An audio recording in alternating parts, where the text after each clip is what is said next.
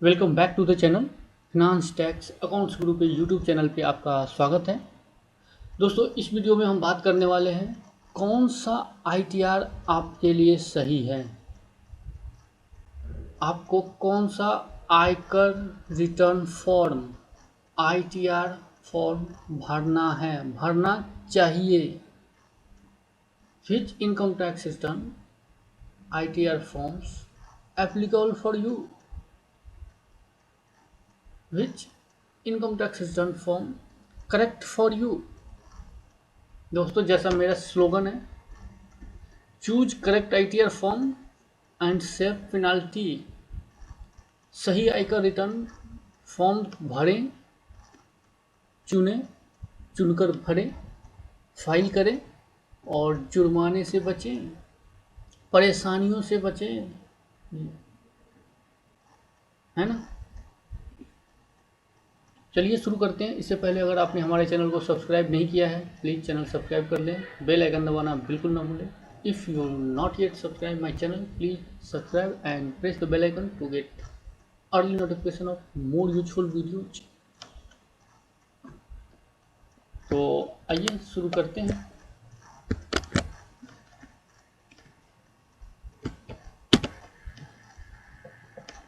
दोस्तों, जैसा कि आप जानते हैं, अभी असेसमेंट ईयर 20-21, यहाँ 19-20 का फॉर्म है। ये असेसमेंट ईयर 20-21 के लिए फॉर्म अवेलेबल नहीं है। असेसमेंट ईयर 2020-21 के लिए आज के डेट तक सिर्फ आईटीआर वन ही अपलोड हुआ है जो अवेलेबल है। आप आईटीआर वन आज के डेट में फाइल कर सकते हैं। इसके लिए मैंने सेपरेट वीडियो बनाया है, आप जाके देखें, ज़रूर देखें। लेकिन मुझे बताना है कि किन व्यक्ति को कौन सा आईटीआर फॉर्म भरने हैं। आपने ये तो पता हो जाता है कि आपने आईटीआर फॉर्म भरने हैं कि आपकी एक लिमिट, एक सर्टेन लिमिट से क्रॉस कर जाती है। एग्जम्पशन, मिनिमम एग्जम्पशन लिमिट से जब क्रॉस कर जाती है तब तो आपको आईटीआर फॉर्म भरना पड़ता है, आईटीआर फाइल करना पड़ता है, इनकम टैक्स रिटर्न फाइल करना पड़ता है। कंपलसरी होता है आपके लिए, है ना। लेकिन आपको ये नहीं पता कि आईटीआर 1 से लेकर 7 तक 7 फॉर्म है। कौन सा फॉर्म भरना है। जैसे देखिए, आईटीआर 1 इंडिविजुअल भर सकता है, आईटीआर 2 इंडिविजुअल भर सकता है, आईटीआर 3 भी इंडिविजुअल भर सकता है, आईटीआर 4 भी इंडिविजुअल भर सकता है, आईटीआर 5 इंडिविजुअल नहीं भर सकता। अदर देन एटलीस्ट 4 फॉर्म तो हुए जो इंडिविजुअल भर सकता है। आप तो इंडिविजुअल हैं, तो आपने कौन सा फॉर्म भरना है ये मुझे बताना था। आपको करेक्ट फॉर्म कैसे चूज करना है मुझे ये बताना था। इसीलिए मैंने financial year 2018-19 means assessment year 2019-20 का जो इनकम टैक्स डिपार्टमेंट के साइट पे दे रखा है, मैंने उसका इमेज लिया है और आपको एक्सप्लेन करने के लिए, दिखाने के लिए मैंने दिया। और ये दोस्तों असेसमेंट ईयर 2019-20 के लिए है, लेकिन उम्मीद है कि same to same assessment year 2020-21 के लिए भी होगा। क्यों? क्योंकि आईटीआर 1 जो अभी इशू हुआ है सेम टू सेम है। पिछले ईयर में जिन व्यक्ति को आईटीआर 1 फाइल करने की ज़रूरत थी और जो व्यक्ति आईटीआर 1 चूज कर सकते थे, सेम टू सेम इस ईयर में भी दिया गया है। तो मैं ये अनुमान लगा रहा हूँ कि सारे के सारे फॉर्म सेम टू सेम रहेंगे इस रिस्पेक्ट में कि किसे भरना, कौन सा फॉर्म है ना। किन व्यक्ति को कौन सा फॉर्म भरना है वो सेम टू सेम रहेगा। हाँ, अंदर की चीज़ें चेंज होती हैं, बहुत सारी पर चेंज हैं इस बार, तो ह्यूज अमाउंट ऑफ चेंजेज आपको दिखेंगे आईटीआर फॉर्म्स में, जिसके लिए मैं हर आईटीआर फॉर्म्स के लिए सेपरेट वीडियो बनाऊंगा कि आप कैसे फाइल करेंगे। ईच एंड एवरी आइटम्स पे मैं लीगल एक्सप्लेन करूंगा, लीगल इनके फॉर्म्स, लीगल इनका क्या है, इस मैटर को क्यों भरना है। है ना। फिलहाल अभी आप देखें कि ITR 1 किस पे अप्लाई होता है, कौन चूज कर सकते हैं, कौन चूज नहीं कर सकते। फॉर इंडिविजुअल, ये तो क्लियर हो गया दोस्तों, इंडिविजुअल के लिए है। बीइंग अ रेजिडेंट, वो रेजिडेंट होना चाहिए। Other than not ordinarily resident means जो ऑर्डिनरी रेजिडेंट है सिर्फ वही ITR 1 फाइल कर सकते हैं। ऑर्डिनरी रेजिडेंट इंडिविजुअल्स ही ITR 1 फाइल कर सकते हैं। तो दोस्तों पहला पॉइंट आपने क्लियर हो गया।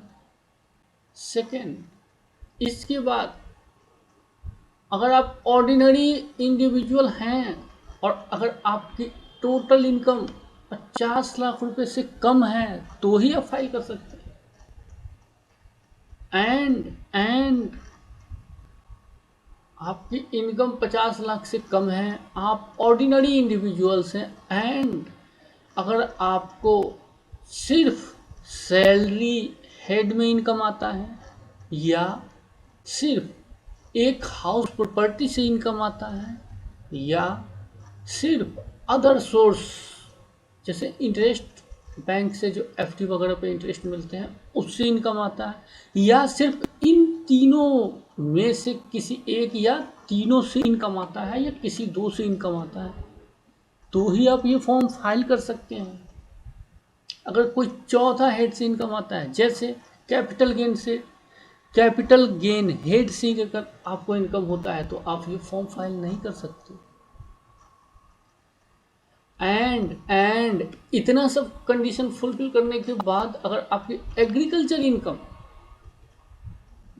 5,000 रुपये से कम है, 5,000 तक है, तभी आप इस फॉर्म को फाइल कर सकते हैं। एंड आप किसी भी कंपनी में डायरेक्टर नहीं हैं, एंड आप किसी भी कंपनी में, किसी अनलिस्टेड कंपनी में इक्विटी शेयर नहीं खरीद रखें।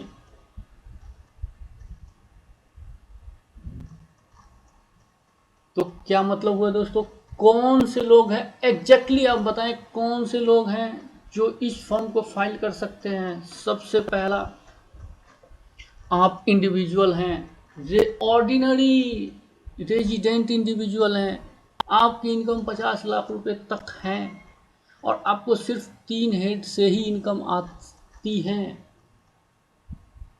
सैलरी, एक हाउस प्रॉपर्टी, अगर 2 हाउस प्रॉपर्टी नहीं, एक house property and other source, और एंड एग्रीकल्चर इनकम आपकी 5,000 रुपये तक है।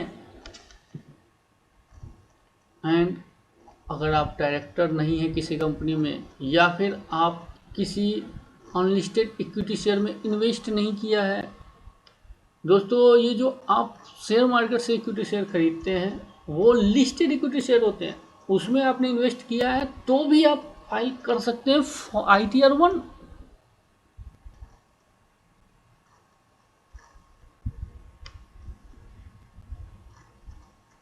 अब आते हैं दोस्तों इनका डिटेल आपने देखते हैं। आइए, कौन ITR फाइल कर सकता है, कौन ITR 1 फाइल नहीं कर सकता है, इनका भी डिटेल एक्सप्लेनेशन दे रखा है इनकम टैक्स डिपार्टमेंट में। आइए देखते हैं। इंस्ट्रक्शन फॉर फाइलिंग ITR 1, जिसे आप सहज नाम से भी जानते हैं। असेसमेंट ईयर 19-20, आप मान के चले असेसमेंट ईयर 20-21 के लिए भी सेम टू सेम रहेगा। दोस्तों आप जानते हैं असेसमेंट ईयर फिनेंशियल ईयर का अगला ईयर होता है। जैसे यहाँ देखें assessment year 2019-20 relating to the financial year 2018-19, है ना।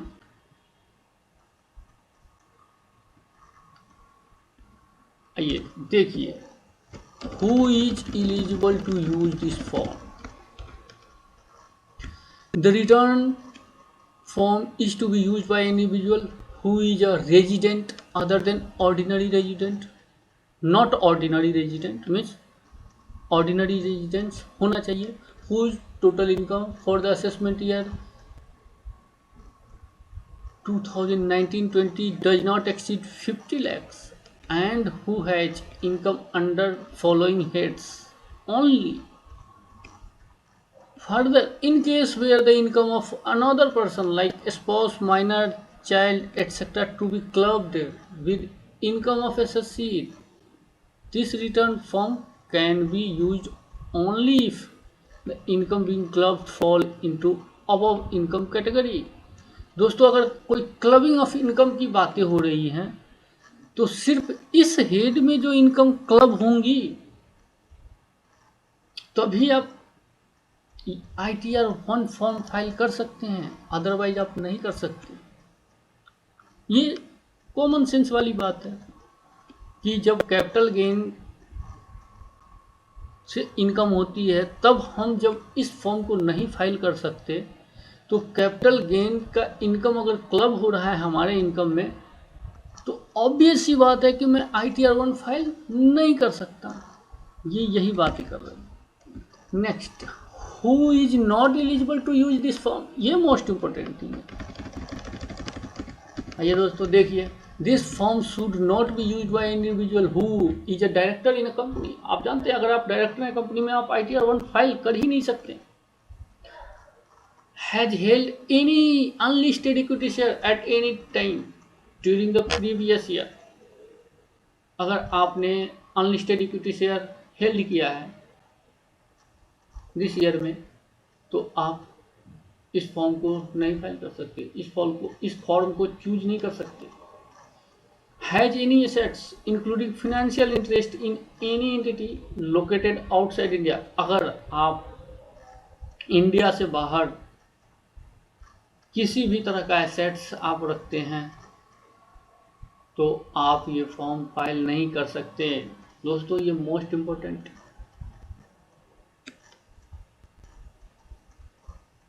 आप ऑर्डिनरी रेजिडेंट हैं लेकिन आपने किसी तरह का एसेट्स इंडिया से बाहर अपने खरीद रखा है या आपके पास है तो आप ये फॉर्म नहीं फाइल कर सकते। Has signing authority in any account located outside India. India से बाहर किसी भी अकाउंट्स का आप साइनिंग अथॉरिटी है, मीन्स आप साइन कर सकते हैं, तो आप फॉर्म 1 फाइल नहीं कर सकते। Has income from any source outside India. अगर आपको विदेशों से किसी तरह का इनकम आता है तो आप ITR-1 फॉर्म नहीं फाइल कर सकते। ये तो एक कैटेगरी बी भी है। This return form also can not be use bye an individual who has any income of the following nature during the previous year. पिछले वर्ष में profit and gain from business and profession, जिसे आप PGBP short form कहते हैं, या फिर normal language में आप बिजनेस इनकम कहते हैं। सेकंड, कैपिटल गेन्स, मतलब आपको बिजनेस इनकम हो रहा है, कैपिटल गेन्स हो रहा है, आप ये फॉर्म नहीं फाइल कर सकते, इस फॉर्म को चूज नहीं कर सकते आप। Income from more than 1 house property, अगर आपको एक से ज़्यादा हाउस प्रॉपर्टी से इनकम हो रही है तो भी आप इस फॉर्म को नहीं फाइल कर सकते हैं। Income under head other source which is following natures. अभी दोस्तों आपने देखा अदर सोर्स में अगर आपको इनकम होता है, जैसे इंटरेस्ट पकड़ा है तो आप फाइल कर सकते हैं, लेकिन अदर सोर्स में अगर ये एक्टिविटी, इन एक्टिविटी से अगर आपको इनकम मिलती है तो आप ITR-1 फाइल नहीं कर सकते हैं। विनिंग फ्रॉम लॉटरी, लॉटरी से अगर आपने जीता कुछ अमाउंट, अदर सोर्स में आप दिखाना चाहते हैं, उसे नहीं फाइल कर सकते। Activity of owning and maintaining race horses, race horse को आप ओन करते हैं या मेंटेन करते हैं या उससे रिलेटेड एक्टिविटी से अगर आपको इनकम होती है तो आप उस इनकम, जिस वर्ष में वो इनकम हुई उस वर्ष के लिए ITR-1 आप नहीं फाइल कर सकते। Income taxable at a specified rate, आप जानते हैं दोस्तों कई सारे स्पेसिफाइड रेट हैं, जैसे एक सेक्शन का एग्जाम्पल दे रखा है 115 BBDA और 115 BBE। इन सब के लिए मैं सेपरेट वीडियो बनाऊंगा, हर टॉपिक पे मैं अलग अलग वीडियो बनाऊंगा आपकी सुविधा के लिए। Income be appropriated in accordance with provisions of section 5A। Agriculture income अगर 5,000 रुपये से ज़्यादा अगर आपको हो रही है तो भी आप ये फॉर्म नहीं फाइल कर सकते। Further this return form also can not be use by an individual who has any claim और loss, deduction, relief, tax credit etcetera of the following nature. अभी देखिए, इस तरह की कोई भी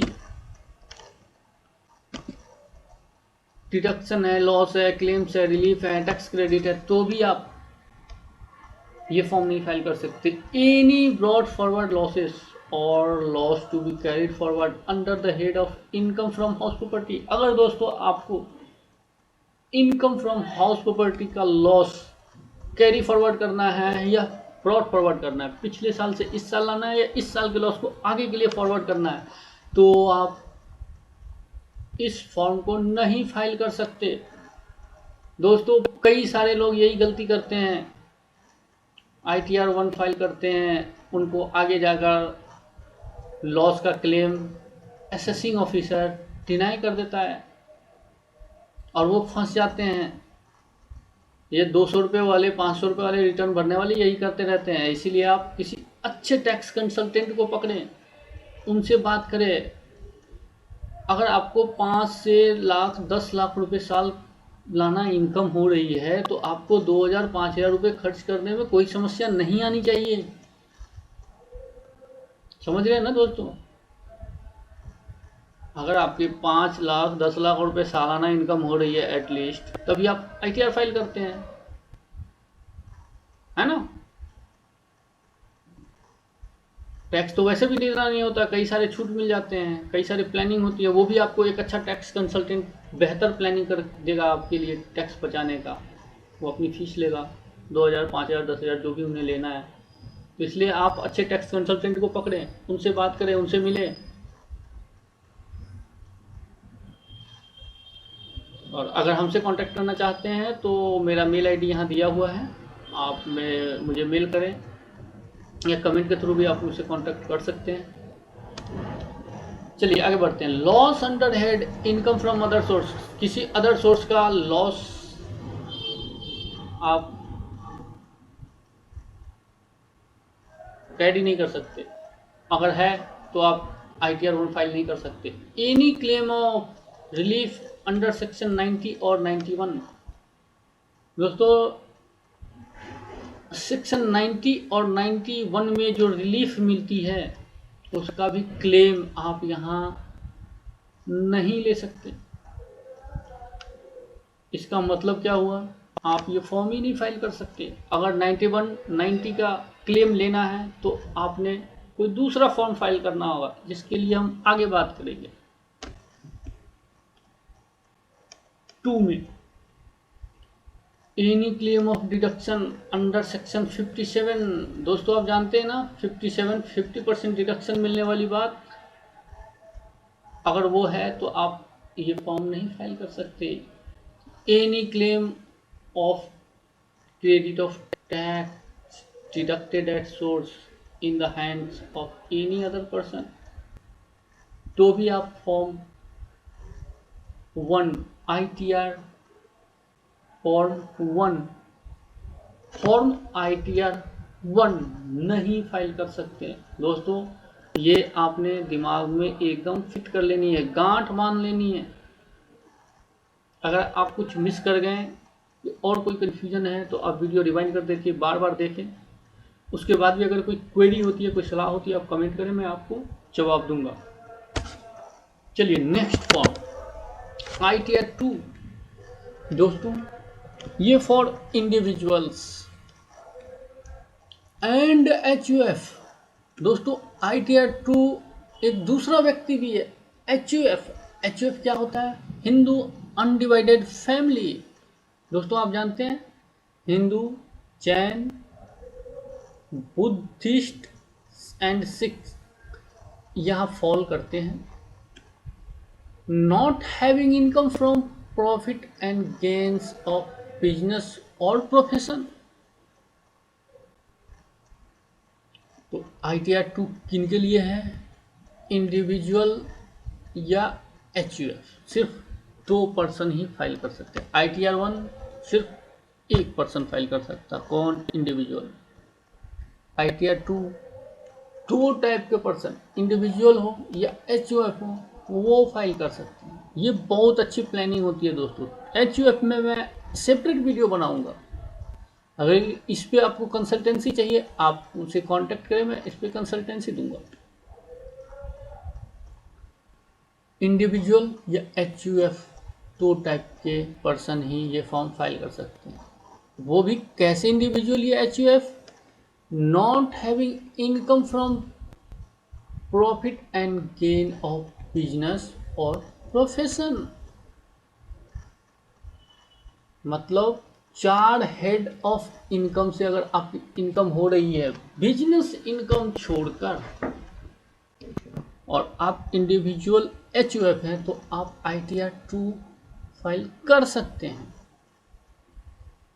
तो दोस्तों आपके दिमाग में कंफ्यूजन आएगा कि ITR-1 तो हम फाइल करते ही हैं, तो फिर ITR-2 क्यों? दोस्तों जब अगर आप ITR-1 फाइल नहीं कर पाएंगे, नहीं कर सकते, है ना, आप एलिजिबल नहीं है ITR-1 फाइल करने के लिए, तो फिर आपको ITR-2 की एलिजिबिलिटी चेक करनी है। इसमें अगर आपके पास बिजनेस इनकम नहीं है तो आप ITR-2 फाइल कर सकते हैं।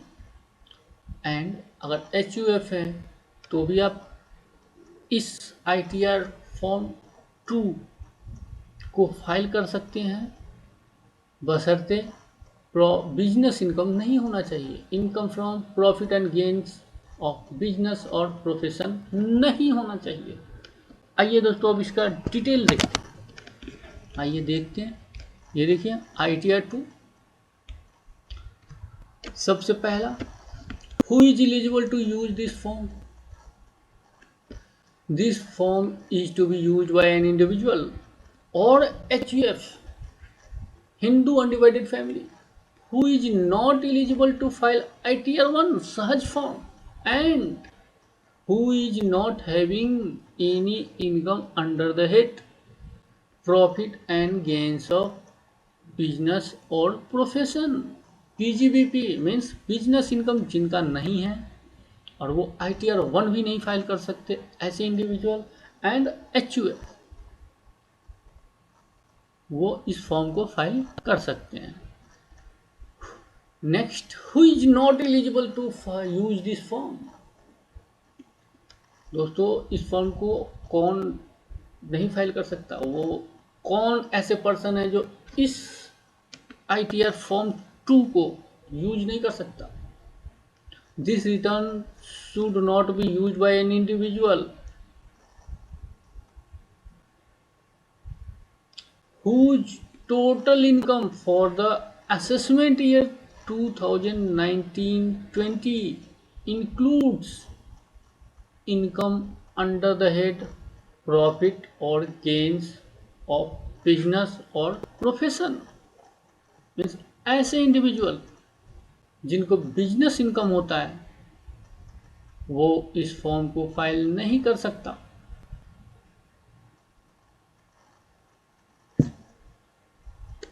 चलिए नेक्स्ट,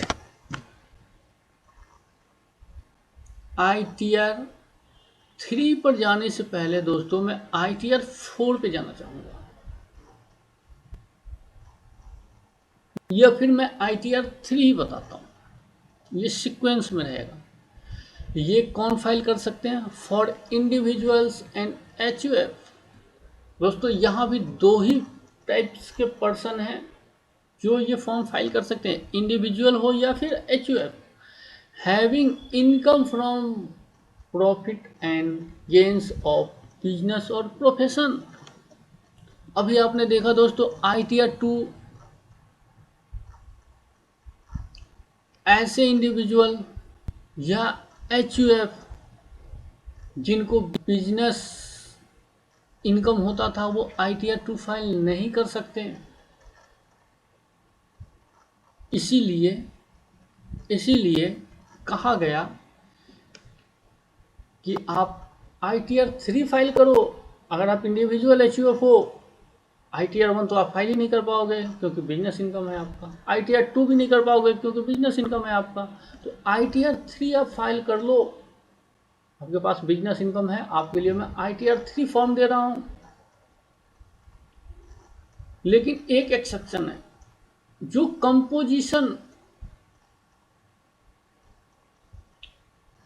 जो लोग कंपोजिशन स्कीम को ऑप्ट कर रखे हैं उनके लिए ये फॉर्म इन जनरल कहें तो नहीं है, उनके लिए एक सेपरेट फॉर्म है। जो लोग सिर्फ और सिर्फ कंपोजिशन स्कीम फॉर्म अडॉप्ट कर रखा है उनके लिए ITR 4 फॉर्म है, तो उनको ITR 4 फॉर्म भर लेना होता है। लेकिन जो लोग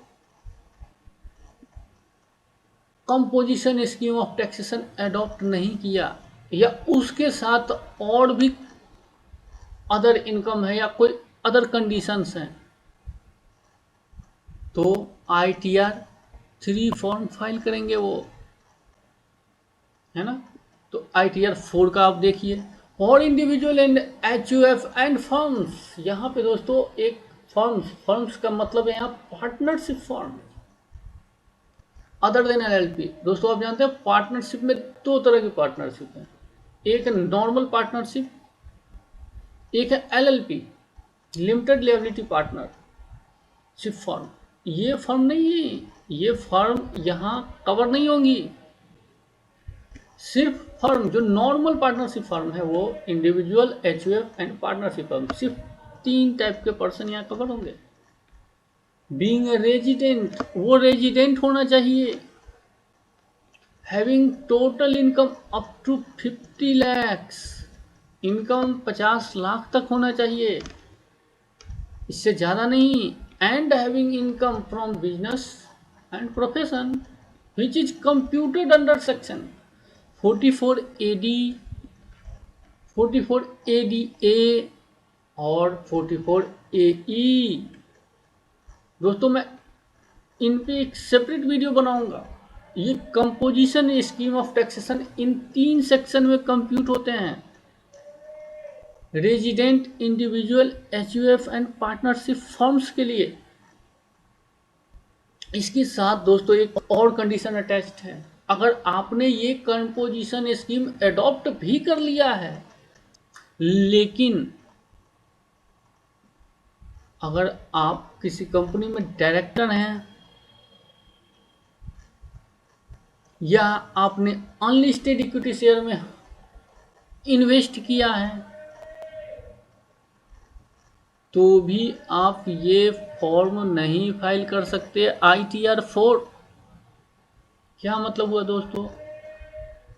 सबसे पहला तो 3 टाइप के individual, HUF and firms, 3 type के पर्सन ही इस फॉर्म को अडॉप्ट करेंगे, जिनकी टोटल इनकम 50 लाख रुपए तक हो, उससे ज़्यादा नहीं हो, और उनका बिजनेस इनकम जो है वो under section 44AD, ADA and AE, जिसे आप कंपोजिशन स्कीम कहते हैं, वो अडॉप्ट कर रखा हो, और साथ ही वो किसी कंपनी में डायरेक्टर नहीं हो और वो किसी अनलिमिटेड इक्विटी शेयर होल्डर भी नहीं हो, तो ITR 4 वो फाइल कर सकते हैं।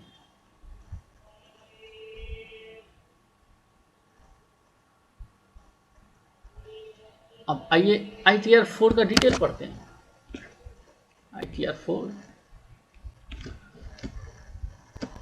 who is eligible to use this form?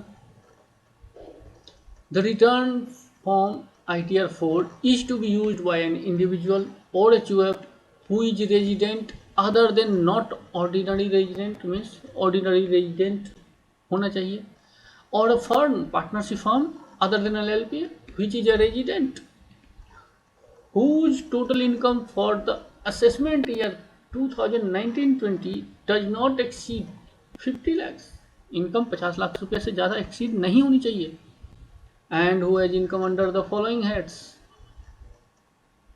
income from business where such income is computed on presumptive basis under section 44 AD, जिसमें दोस्तों आप जानते हैं कि ये 2 करोड़ से कम टर्नओवर वाले लोग ही अडॉप्ट कर सकते हैं।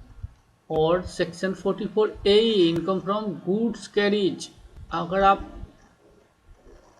ट्रक्स, मिनी ट्रक्स अगर आपके पास 10 तक हैं तो आप सेक्शन 44 AE में प्रिजम्पटिव टैक्सेशन में आप जा सकते हैं और जाते ही हैं जनरली, आप परेशानियों से बचने के लिए। Second, income from profession where such income is computed on presumptive basis under section 44 ADA। इसमें कौन से एसएससी जा सकते हैं? जिनकी ग्रॉस रिसीट 50 लाख से कम है, ऐसे प्रोफेशनल जिनकी ग्रॉस रिसीट 50 लाख से कम है, और वो भी कुछ स्पेसिफाइड प्रोफेशनल। इस पर मैं सेपरेट वीडियो बनाऊंगा, आप देखना, उसे कंपलसरी है आपके लिए, वो कर सकते हैं। Income from salary, pension, income from one house property और इनकम फ्रॉम अदर सोर्सेज।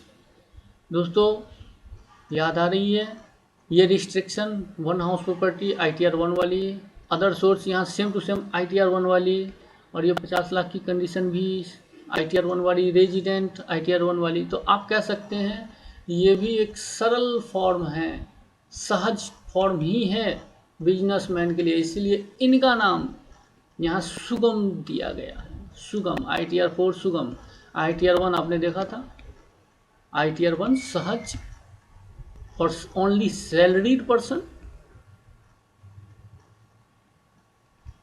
या other source of income person, या फिर only one house property income person. यहाँ बिजनेसमैन के लिए भी सेम टू सेम कुछ परेशानियों से मुक्ति देने का प्रयास किया गया है।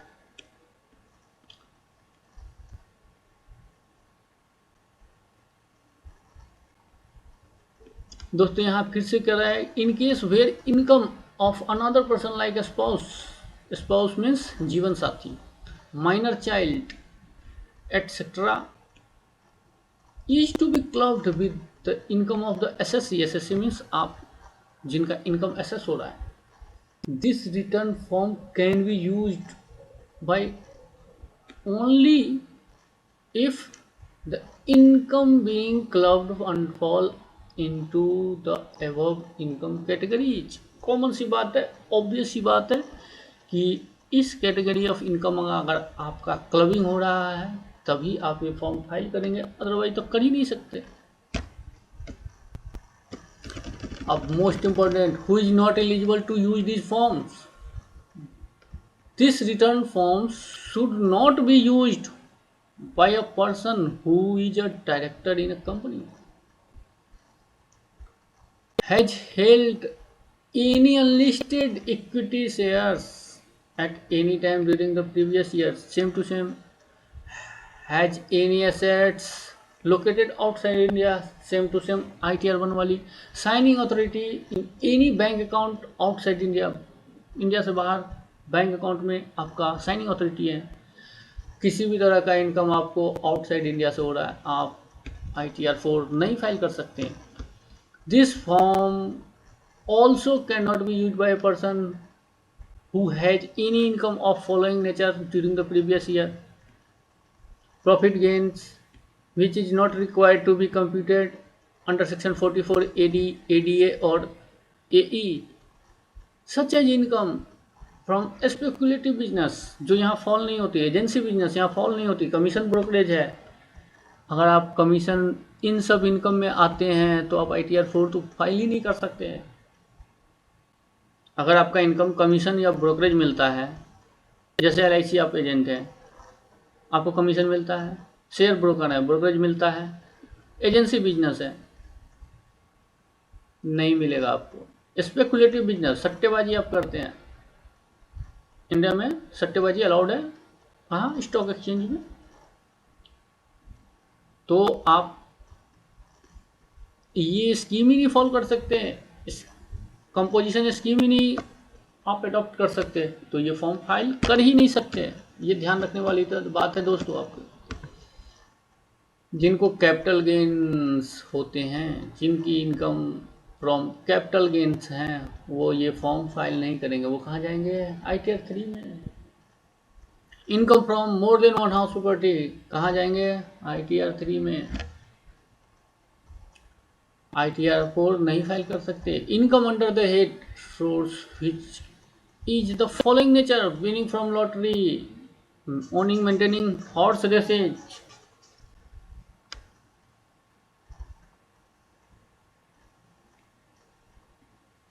income to be incorporated in accordance with provisions of section 5A, or agriculture income in excess of 5,000। Same to same ITR 1 वाली restrictions। Next, further, this return form also cannot be used by a person who has any claims or loss, deduction, relief, tax, credit, etc. of the following natures। Same to same ITR 1 वाली। अगर आपको brought forward loss है या आप loss carry forward करना चाहते हैं, पीछे से पिछले ईयर का लॉस इस साल लेकर आना चाहते हैं, एडजस्ट करना चाहते हैं, सेटअप करना चाहते हैं, या इस साल का लॉस नेक्स्ट ईयर अगले पीरियड्स में आप कैरी फॉरवर्ड करना चाहते हैं, ले जाना चाहते हैं। दोस्तों आप जानते हैं ना, अलग अलग क्राइटेरिया है, 8 साल वाली, 4 साल वाली, इस तरह की। मैं इस पर सेपरेट वीडियो बनाऊंगा, आप देखना। वो आप नहीं कर सकते। तो अगर आप ऐसा करना चाहते हैं, करते हैं, या आपको करना है, तो आप ये फॉर्म नहीं फाइल कर सकते। ITR 1 वाली same to same, loss under the head income from other source, any claim relief under section 90, 90, 91A, 90A, 91, 90, 90A, 91, any claim of deduction under section 57, तो भी आप नहीं कर सकते इस फॉर्म को file. Any claim of tax credit, TDS in the hands of any other person, तो आप ये फॉर्म नहीं फाइल कर सकते हैं। दोस्तों ITR 4 मैंडेटरी नहीं है, ये आपके फायदे के लिए होता है, इसीलिए आप इसे अडॉप्ट करते हैं, है ना। चलिए, ITR 4 आप समझ में आ गए हैं। ITR 3 जैसा कि दोस्तों आप देख रहे हैं, इंडिविजुअल्स और HUF जिनका बिजनेस इनकम है। तो अभी आपने पढ़ा, जिनका बिजनेस इनकम है और ITR 4 नहीं फाइल कर सकता, वो सारे के सारे ITR 3 फाइल करेंगे, individual and HUF, firm partnership firm को छोड़कर।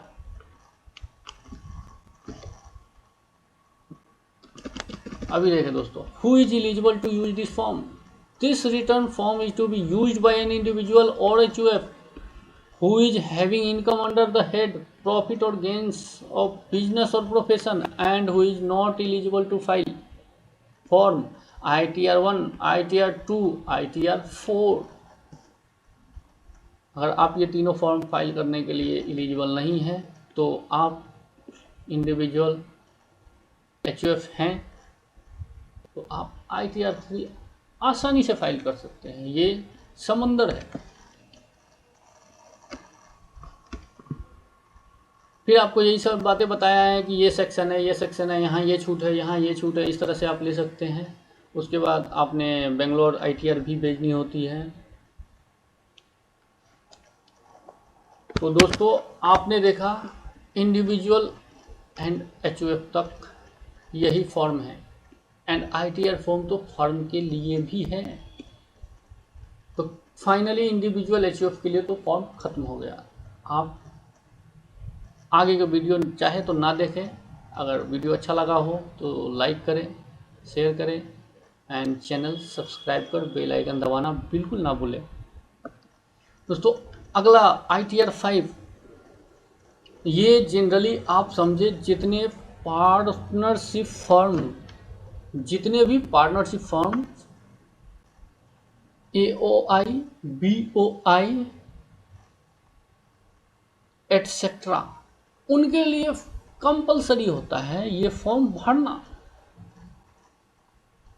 और ये फॉर्म जनरली आप यही समझें कि partnership firms AOI, BOI, AOP इन सब के लिए होते हैं, लेकिन यहाँ स्पेशली बता रहे हैं, ये देखिए आईटीआर फर्म किसके लिए, other than individual, HUF, company and person filing ITR form 7।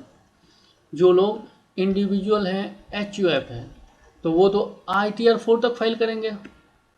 इसके बाद 3 फॉर्म बचते हैं, एक 5 जिनकी बात ही हम कर रहे हैं, है ना। तो अगला फॉर्म 6 कंपनी के लिए है। 6 सिर्फ कंपनी फाइल कर सकती है। 7 में कुछ स्पेसिफाइड पर्सन हैं जिन्हें under section 139(4)A, 139(4)B, 4C, 4D etcetera, अगर ये यहाँ ITR 7 में फॉल करते हैं तो उन्हें ITR 5 नहीं फाइल करनी, ये यहाँ नहीं आ सकते। जो 7 में चला जाएगा तो ऑब्वियस सी बात है वो 7 ITR फॉर्म 7 फाइल करेगा। जो ITR फॉर्म 7 नहीं फाइल कर पाएगा वो यहाँ फाइल करेगा। तो एक लाइन में अगर आप ऐसे कहें कि ITR 5 किसके लिए है, 3 पर्सन या कहे 4 types of person, individual, HUF, company और ऐसे अदर्स पर्सन जो ITR 7 फाइल करते हैं। ये 7 फाइल करना उनके लिए मैंडेटरी है, कंपलसरी है। उसके अलावा जितने पर्सन हैं सबको ITR 5। ये समझिए पूरे दुनिया का एक समुद्र है ना। ये पूरे दुनिया का समुद्र है। जैसे ITR 3 ये तो सिर्फ और सिर्फ प्रशांत महासागर था, ये वर्ल्ड का समुद्र है। आप कहीं नहीं फॉल करते ITR 5 फाइल कर लें। लेकिन ऐसा भी नहीं दोस्तों कि आपने कुछ नहीं पता, आप चुपचाप ITR 5 फाइल कर लो। आपको ITR 1 फाइल करना था, 2 करना था, 5 में आ गए, ऐसा नहीं कर सकते आप, है ना। तो आइए देखते हैं ITR 5 में क्या डिटेल एक्सप्लेनेशन है। Who is eligible to use this forms, आइए देखते हैं, यहाँ एक नज़र जरूर देखें। This form can be used by a person being a firm, partnership firm, LLP, limited liability partnership, association of person, AOP, body of individuals, BOI, AJP, artificial judicial person, AJP, referred in clause 7 of section 231, local authority referred to in clause 6 of section 231, representative SSC referred to in section 161(3) or 4, cooperative society, society registered under Society Registration Act 1860, 1860। दोस्तों चौंकने की जरूरत नहीं है, India में अंग्रेजों द्वारा बनाया गया कानून ही अभी लागू है। और under any other law of any state, trust other than trust eligible to file form ITR 7, state of deceased person, state of an insolvent business trust referred to in section 139(4)E and investment fund referred to in section 139(4)F. However, a person who is required to file return of income under section 139(4)A, 4B, 4D shall not use this form, means ये eligible नहीं है इस form को file करने के लिए ITR 5 को, क्योंकि ये ITR 7 फाइल करेंगे, है ना दोस्तों। तो आइए अभी बात ITR 7 को ही, तो ITR 7 ही आप देख लें। चलिए पहले समरी देखते हैं। ITR 7, a person including companies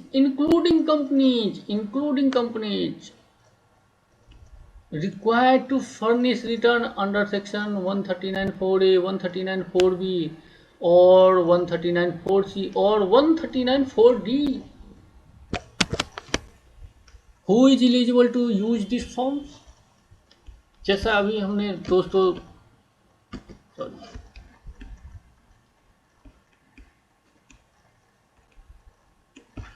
जैसा अभी हमने देखा, this return form can B use by person including companies. Company के लिए दोस्तों 6 भी है, लेकिन वो समुद्र वाली बात है, यहाँ नहीं फॉलो कर रहे हैं तो वो फॉर्म फाइल करना है। Who are required to furnish, कोई भी पर्सन हो, चाहे कंपनी ही क्यों ना हो, अगर उसे रिटर्न फाइल करनी है अंडर सेक्शन 139(4)(a) या 4(b) या 4(c) या 4(d, तो ये फॉर्म उसे फाइल करना है। The category of person whose income is unconditionally exempt under various clause of section 10। जानते हैं आप, सेक्शन 10 में कई सारे पर्सन्स होते हैं, कई टाइप्स ऑफ पर्सन्स होते हैं जिनकी इनकम एग्जम्प्ट होती है, and who are not mandatorily required to furnish their return of income under the provision of section 139 may be, यहाँ 139(1) इनका कहने का सेंस ये है, may use this form for filing return and indicative list। Example इन्होंने बता रखा है, जैसे देखिए आप, लोकल अथॉरिटी सेक्शन, इनका इनकम कहाँ एग्जम्प्ट होते हैं, सेक्शन 1020 में, है ना। इसी तरह से देखें, बॉडी और अथॉरिटी अंडर सेक्शन 1023 BBA, यही सब जितने फ्रॉड या आप कहें प्लानिंग, है ना, ये सारे यही होते हैं। जितने गेम प्लानिंग होते हैं ना, जितने स्कैम्स, बड़े बड़े स्कैम्स जिसे आप स्कैम्स साबित नहीं कर सकते, समझ रहे हैं। उद्देश्य तो इनका बहुत ही अच्छा करने का होता है, करते भी हैं, लेकिन साथ में कुछ न कुछ जुगाड़ होता है, कुछ न कुछ गड़बड़ झाला होता है, आप देखते हैं, है ना। तो ये सारे पर्सन, इस टाइप्स के पर्सन्स यहाँ पे फॉल करते हैं।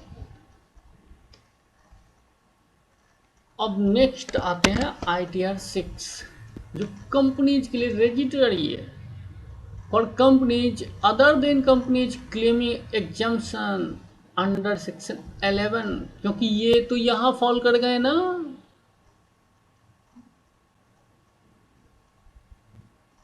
है कि नहीं।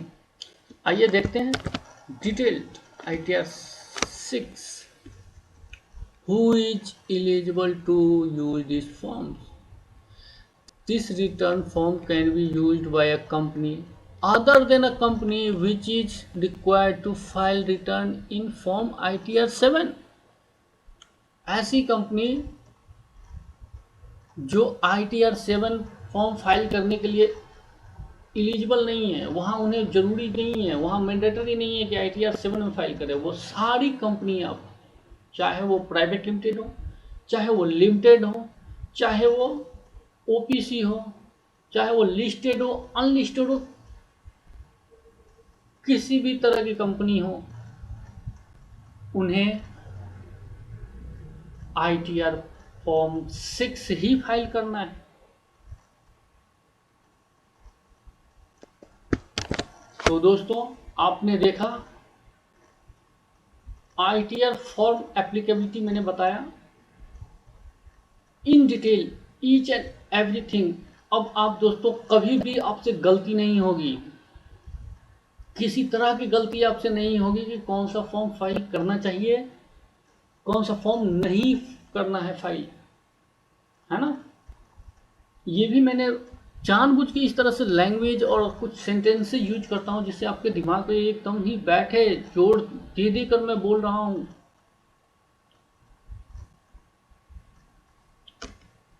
अभी ITR 1, ये तो मैंने आपको असेसमेंट ईयर 2019-20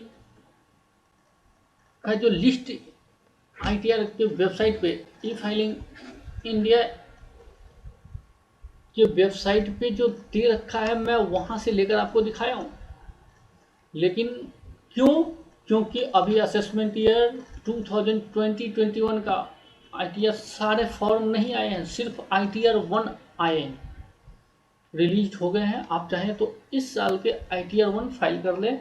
दोस्तों, ये असेसमेंट ईयर 2019-20 का लास्ट डेट एक्सटेंड हो गया था 30 जून 2020 तक के लिए। तो आप चाहें अगर अपना assessment year 2019-20 means financial year 2018-19 means 31 मार्च 2019 का जो फाइनेंशियल ईयर एंड हो रहा था, उसके लिए अगर आपने ITR फॉर्म फाइल नहीं किया है तो अभी आप 30 जून 2020 तक भी फॉर्म फाइल कर सकते हैं। ये सरकार ने आपको सुविधा दी है due to covid outbreak.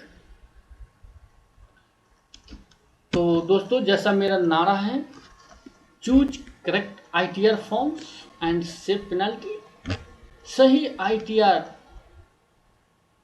Form या सही आयकर रिटर्न फॉर्म कैसे भरें, जुर्माने से बचें, तो ये मेरा नारा है।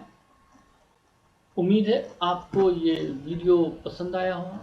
अगर वीडियो पसंद आया तो लाइक करें, शेयर करें। ये वीडियो लंबा हो गया, मैं जानता हूँ, क्योंकि मैंने इन डेप्थ एनालिसिस किया ईच एंड एवरी फॉर्म्स का, कई वे में किया, बार बार रिपीट कर किया, इसलिए वीडियो लंबा हुआ। और मोस्ट इम्पोर्टेंट थिंग, अगर आपने मेरे चैनल को सब्सक्राइब नहीं किया है अभी तक तो चैनल सब्सक्राइब कर लें, बेल आइकन दबाना बिल्कुल ना भूलें। मिलते हैं नेक्स्ट वीडियो में, तब तक के लिए खुश रहें, व्यस्त रहें एंड